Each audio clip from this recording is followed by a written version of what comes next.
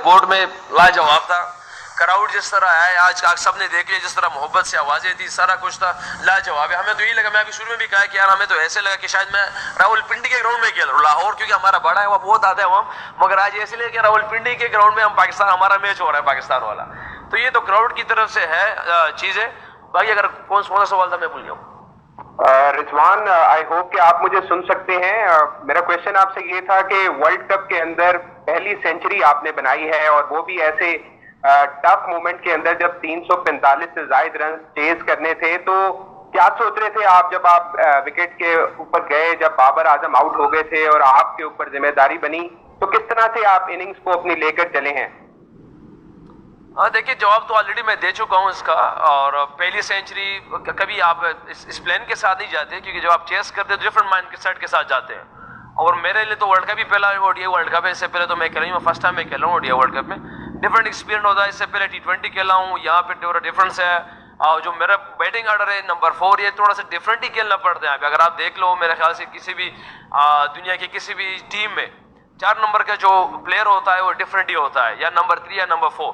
क्योंकि इस प्लेयर को हर जो है ना, एक फास्ट बॉलर को भी खेलना आना चाहिए, स्पिनर को भी खेलना चाहिए। कोशिश होती है ऐसे प्लेयर के पास हर सारे शॉट्स हो, क्योंकि 10 ओवर के अंदर भी जा सकता है और 30 ओवर के अंदर भी जा सकता है।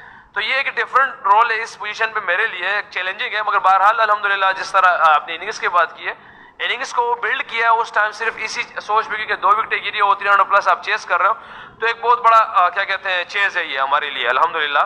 मगर यह है कि अपनी इनिंग्स को उसी तरह कोशिश की है कि अपने कुछ सीनियर से सीखे जिस चीज़ों को, वो यही किया कि जब भी चेज हो तो काम रहने की कोशिश करना। तो कोशिश वही की काम रहने की, तो अल्हम्दुलिल्लाह जिसकी वजह से अल्लाह पाक ने हमें जीत दे दी। जी, सबसे पहले तो बहुत बहुत मुबारक। पहले 2 वार्म हार गए, यस, 2 लीग जीत गए, यस, तो जबरदस्त अचीव बात खत्म। तब इतना कॉन्फिडेंस हो गए। थर्ड मैच में अब भी शायद जीत जाए। थर्ड मैच आने वाला है अहमदाबाद में, ये हो गया। दूसरी बात, अब हेल्थ कैसी है? बहुत आप गिर रहे थे, पड़ रहे थे, क्रैम्प्स थे, बैक पेन था, बहुत हमें भी दर्द हो रहा था देख के। वो मर्द मुजाहिद की तरह खेले आप। आखिरी सवाल ये कि 15 दिन हैदराबाद में रहे, अल्हम्दुलिल्लाह क़याम रहा शहर हैदराबाद, शहर दक्कन हैदराबाद में आपका क़याम रहा 15 दिन। हमारे लिए बाइस से एजाज़ इफ्तिखार है कि आप लोग आए, यहाँ रहे हमारे शहर में, खाया पिया बहुत। कहाँ गए? 4 मीनार देखा या नहीं? सवाल की जवाब अगर भूल गए ना बता दीजिएगा। 4 सवाल हो गए मेरे ख्याल से। अच्छा, पहले सवाल का जवाब ये है कि वार्म अप हम हार गए और ये जीत गए। तो जैसे आपने कहा कि वार्म अप ही था, तो वार्म अप की तरह हमने वार्म अप ही की तरह खेलना है, क्योंकि कुछ एक्सपेरिमेंट्स, कुछ चीज़ें डिफरेंट सबके सामने की। शाइन शेप नहीं खेल रहा था, हारिस ने कभी बॉलिंग की, कभी इफ्तिखार ने की, कभी नहीं की, शादाब ने शुरू की नहीं की, तो चीज़ें कुछ डिफरेंट थी वार्म अप में। तो वार्म अप को एक्सपेरिमेंट की तरह हमने यूज़ ही किया है, तो उस पर कोई वो नहीं है। हाँ, ये है कि नीदरलैंड वाला हमने जीत दी, फिर अभी श्रीलंका वाला ने जीत दी, जिसको से मोमेंटम बना। कल अगला मैच हमारा सबको पता है कि इंडिया के साथ है, मगर वो भी एक प्लान के साथ आएंगे, हम भी प्लान के साथ जाएंगे। और जहाँ पे आपने बात की हैदराबाद की, तो यकीन करें मुझे तो ऐसे लगा कि मैं पिंडी में मैच खेल रहा हूँ। आज जिस तरह क्राउड ने मोहब्बत दी है, और मुझे सिर्फ नहीं दी, पूरी पाकिस्तान टीम मुझे जिस तरह मोहब्बत दी, बल्कि श्रीलंका को भी सपोर्ट किया, क्योंकि मुझे खुशी इस चीज़ की हुई कि हैदराबाद के जो क्राउड था आज, उसने क्रिकेट को सपोर्ट किया है। श्रीलंका को भी सपोर्ट किया है, हमें भी सपोर्ट किया, और बहुत मजा आया इनके साथ। मैं तो जो यहाँ के क्यूरेटर है, सबसे पहले उसने मुझे यही कहा था, जब मैं फर्स्ट टाइम जब मैं ग्राउंड आया तो उसने मुझे कहा कि रिजवान, इस ग्राउंड में आपने 200 करने ही करने। तो मैं आज भी उससे मिला हूँ, क्योंकि उनसे मोहब्बत तो बहुत ज़्यादा होगी यहाँ पे लोगों से। मगर बहरहाल क्या कहते हैं, हम दुआएं कर सकते हैं, हमें भी दुआएं मिलनी चाहिए। रिजवान भाई, बहुत बड़ी जीत है आपके लिए, ये आपकी दूसरी जीत है, लेकिन मैं समझता हूँ कि 37 पे आपके 2 विकेट शुरू के चले गए। उसके बाद जिस तरह आपने एक परफॉर्मेंस दी और साथ में शफीक भाई ने भी दी, 176 रन की पार्टनरशिप हुई, और बाद में स्वाद शकील और आपके दरमियान करीबन 100 रन की पार्टनरशिप हुई। तो मैं समझता हूं कि ये एक टर्निंग पॉइंट रहा है। और दूसरी बात है कि आज आपने फ़खर को रेस्ट दिया और शफीक को लेके आए, तो ये प्लान आपका बहुत सक्सेसफुल रहा। और कहीं आपके जहन में ये था कि चेजिंग में हमेशा प्रेशर रहता है, अगरचे ये बैटिंग विकेट थी, लेकिन फिर भी इसी बॉलिंग यूनिट ने अफ्रीका के खिलाफ 400 प्लस रन दिए हैं। तो कहीं ना आपके जहन में ये सवाल था कि यार 350 के करीब टारगेट है, तो इस बॉलिंग यूनिट के खिलाफ हम चेज कर सकते हैं? पहला सवाल मेरे ख्याल से देखिए, अब्दुल्ला शफीक को लाना, फ़खर को रेस्ट करना, ये मैनेजमेंट और कप्तान का है। हम राय दे सकते हैं, एज सीनियर प्लेयर हम राय दे सकते हैं।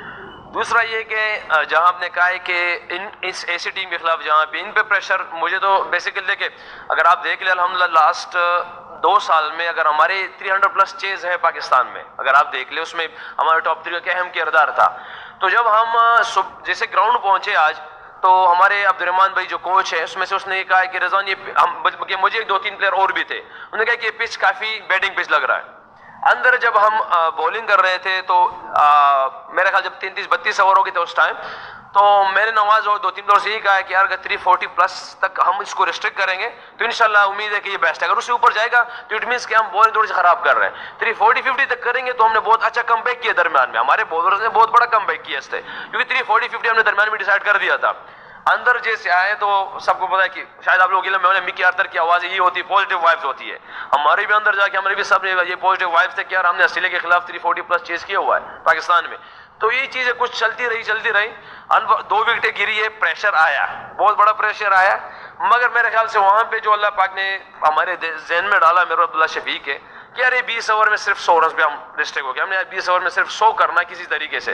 तो फिर उन लोगों ने अटैक भी किया और हम इसी प्रेशर में डालने की कोशिश कर रहे थे कि किसी तरीके से श्रीलंका को डीप ले जाए और इसमें प्रेशर आ जाए।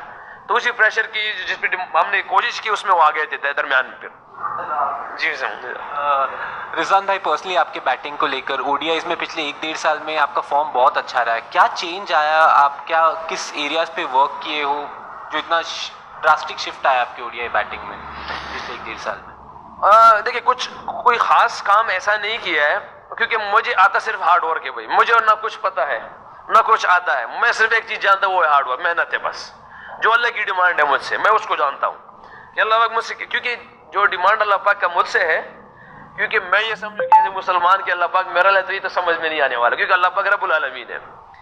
वो इंडिया के विराट कोहली का भी है, वो जो रूट का भी है, वेस्टी स्मिथ का भी है, वो किसी का भी है। और वो ज्यादा, क्योंकि देखिए आप किसी भी मैच में आप देख ले, एक एज लगता है। अगर मेरा पहला ही एज आप देख ले, 3 रन जो है वो फील्डर के ऊपर से गए, वो एक सामने भी जा सकता था उसके हाथ में। मगर मैं इन चीज़ों को बिलीव करता हूँ, जो अल्लाह की डिमांड है वो आपसे मुख्तलिफ चीज़ है, वो मेहनत है, वो बहादुरी है, और फिर एक गौर वफे का एग्जीक्यूशन है जो सही टाइम पे राइट टाइम पे आप करें। बाकी जो अल्लाह पे छोड़ता हूँ। और जो आप कह रहे हैं कि क्या डिफरेंट किया, डिफरेंट कुछ नहीं किया। जो मेरी चीज़ें मेरे बैटिंग में पहले से थी, मेरे ख्याल से वो मैनेजमेंट की तरफ से जो मुझे बैटिंग ऑर्डर जो देखिए पहले से 6, 7, 8 पे आता था, शायद वो चीज़ें एक्सपोज नहीं, चीज़ नहीं हो सकती थी। तो वहाँ पे T20 में उसने ओपन दिया है, मैं यहाँ की मैनेजमेंट है, मैं 4 नंबर दिया, शायद इस वजह से चीज़ें नजर आ रही है कि जिस तरह मैं करूँ। मेरे ख्याल से मेरे पास तो